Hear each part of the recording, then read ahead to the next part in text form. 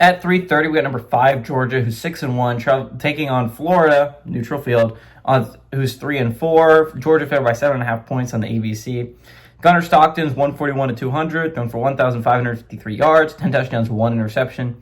Chauncey Bowens had 70 carries for 376 yards and 4 touchdowns. And Zachariah Branch had 35 catches for 362 yards and 2 touchdowns. DJ Lagway has gone 145-222, thrown for 1,513 yards, 9 touchdowns, 9 interceptions. Jaden Baugh had 117 carries for 611 yards and 4 touchdowns. And Vernell Brown III has had 32 catches for 451 yards. Georgia leads the series all time, 56-44. Last 4 games have gone to Georgia from 2021 to 2024, and they have won 7 of the last 8 times these two teams have played.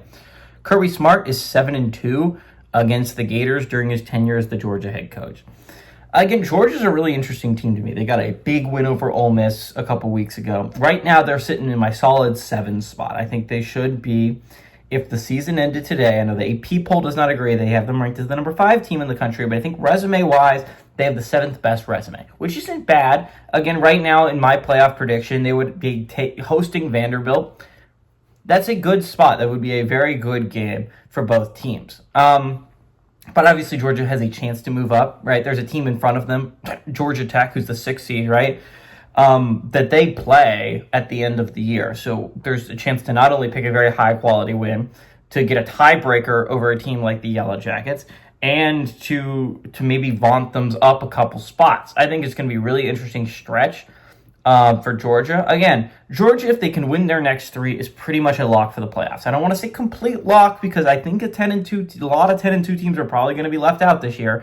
But I think it is very likely that Georgia is a pretty much lock if they can win their next 3, which is this neutral game against Florida. They go on the road to Mississippi State, and they host Texas.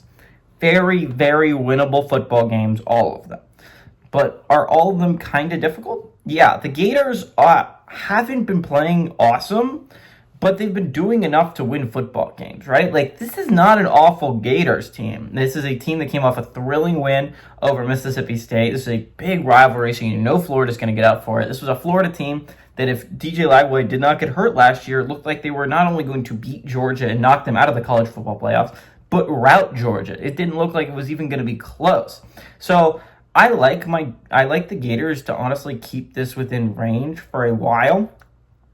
But I'm going to go with my streak. Almost every time I pick against Florida, they find a way to win the game. And I'm really hoping that we pull off a massive upset this week, so I'm going to pick against them. The Bulldogs have a pretty simple path to the playoffs. It's one of the easier ones. Outside of that trip outside of Texas coming to town, again, they have 2 ranked teams left on their schedule. They just got to beat one of them. And honestly, Texas seems like a very doable game at home. This is a neutral field game. I think they're coming off a bye. I think Georgia will be ready. I think Florida keeps it tight for like a half, maybe even 3/4, but I think Georgia runs away with it in the end. Give me the Bulldogs to win. I like the Bulldogs to cover at this neutral field.